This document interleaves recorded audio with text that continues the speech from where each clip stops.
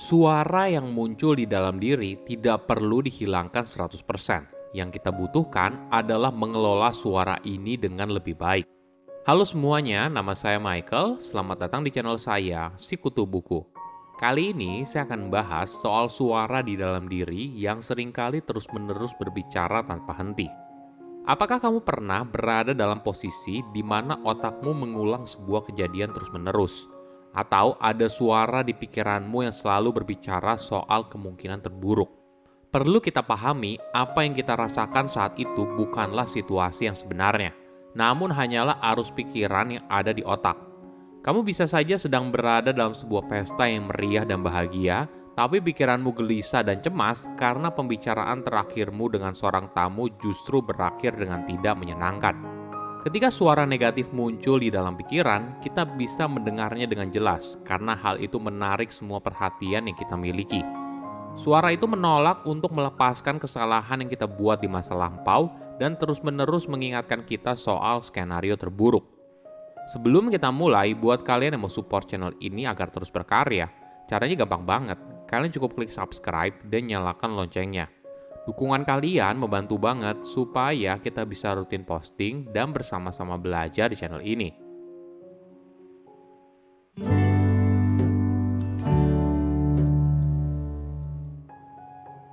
Apakah kamu pernah tidak bisa tidur, tapi otakmu mengulang kembali sebuah kejadian terus-menerus? Apakah kamu menyadari bagaimana pikiranmu terus bergerak walaupun badanmu sudah lelah? Misalnya, saat kamu melakukan sebuah kesalahan pada sebuah presentasi kerja di siang hari atau ditolak oleh gebetan dan sebagainya. Kenapa suara di dalam diri seringkali menyiksa kita? Apakah hidup akan terasa lebih baik ketika suara ini berhenti?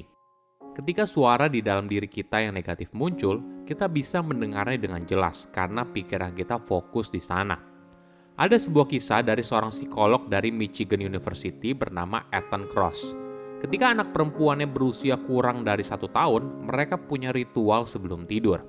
Jadi, sebelum tidur, Ethan akan bermain dengan anaknya dulu. Dia mengayunkan anaknya naik dan turun seperti bermain pesawat terbang.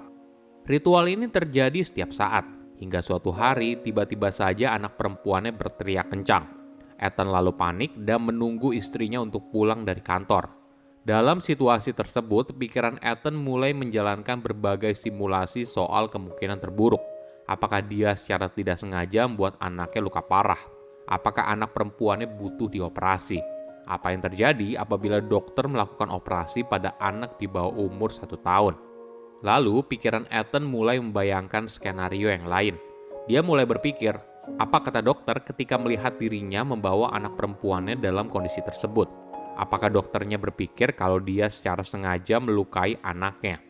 Simulasi ini membuat pikirannya semakin kacau. Ethan pada akhirnya baru mengetahui kalau siku anak perempuannya terkilir.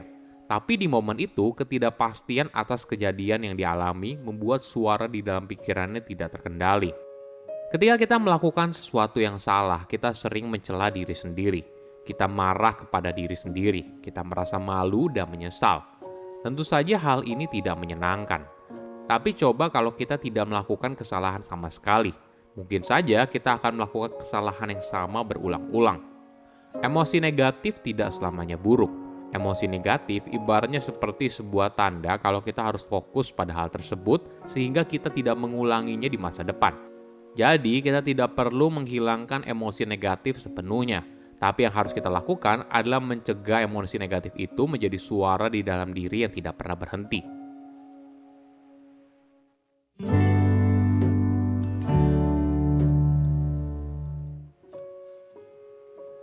Bagaimana hidup tanpa adanya suara di dalam diri? Apakah hidup kita akan lebih baik? Ada sebuah kisah dari seorang wanita bernama Jill Bull Taylor. Dia menderita stroke yang pada akhirnya membuat dirinya tidak bisa terhubung dengan introspeksi diri.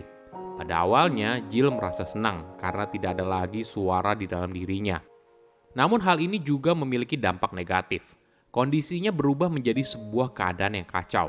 Walaupun Jill berhenti cemas dan merenung, tapi di sisi lain dia juga tidak bisa melakukan hal yang sederhana, seperti menyimpan informasi secara aktif di dalam otak. Suara di dalam diri kita ternyata merupakan bagian dari sistem memori. Jill juga kehilangan kemampuan untuk menyusun pemikirannya. untuk memahami apa yang terjadi di lingkungan sekitarnya. Dari kisah ini kita belajar, dalam menghadapi suara di dalam diri, kita tidak perlu 100% menghilangkannya. Tapi kita harus belajar bagaimana mengatur suara itu dengan lebih efektif. Apakah ada cara yang lebih baik? Bagi orang yang pernah mendengar suara di dalam diri beserta semua skenarionya, pasti sadar kalau ini seperti masuk ke dalam rabbit hole. Mungkin kamu bisa mencoba untuk berbicara dengan dirimu sendiri tapi dari sudut pandang orang ketiga, layaknya sedang memberikan saran kepada seorang sahabat. Metode ini dinamakan distance self-talk.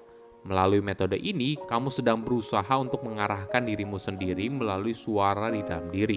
Misalnya, kamu menyebut nama kamu lalu mulai bertanya, apa yang kamu rasakan? Lalu, kamu mulai membedah situasi yang kamu hadapi saat itu.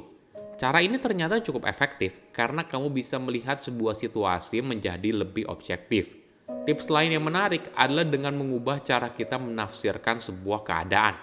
Kita harus mengubah persepsi dari melihat kondisi saat ini sebagai ancaman, tapi melihat hal ini sebagai sebuah tantangan. Cara kerjanya gini, ketika seseorang sedang mengalami stres, mereka seringkali secara tidak sadar bertanya kepada diri mereka sendiri. Apa yang dibutuhkan oleh saya di situasi tersebut, dan sumber daya apa yang saya butuhkan untuk mengelola situasi tersebut. Kita bisa memberikan hasil yang lebih baik ketika kita mengubah ancaman menjadi tantangan.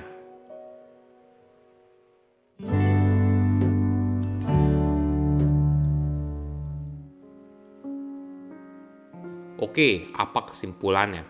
Pertama, suara yang muncul di dalam diri. Ketika suara negatif muncul di dalam pikiran, kita bisa mendengarnya dengan jelas, karena hal itu menarik semua perhatian yang kita miliki. Suara itu menolak untuk melepaskan kesalahan yang kita buat di masa lampau dan terus-menerus mengingatkan kita soal skenario terburuk. Kedua, pentingnya suara di dalam diri. Ketika kita melakukan sesuatu yang salah, kita sering mencela diri sendiri.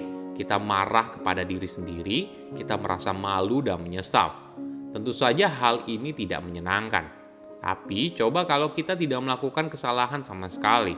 Mungkin saja kita akan melakukan kesalahan yang sama berulang-ulang. Ketiga, cara mengelola suara di dalam diri. Bagi orang yang pernah mendengar suara di dalam diri beserta semua skenarionya, pasti sadar kalau ini seperti masuk ke dalam rabbit hole. Mungkin kamu bisa mencoba untuk berbicara dengan dirimu sendiri, tapi dari sudut pandang orang ketiga, layaknya sedang memberikan saran kepada seorang sahabat. Silakan komen di kolom komentar pelajaran apa yang kalian dapat ketika tahu informasi ini. Selain itu, komen juga mau tahu informasi apa lagi yang saya review di video berikutnya. Saya undur diri, jangan lupa subscribe channel YouTube Sikutu Buku. Bye-bye.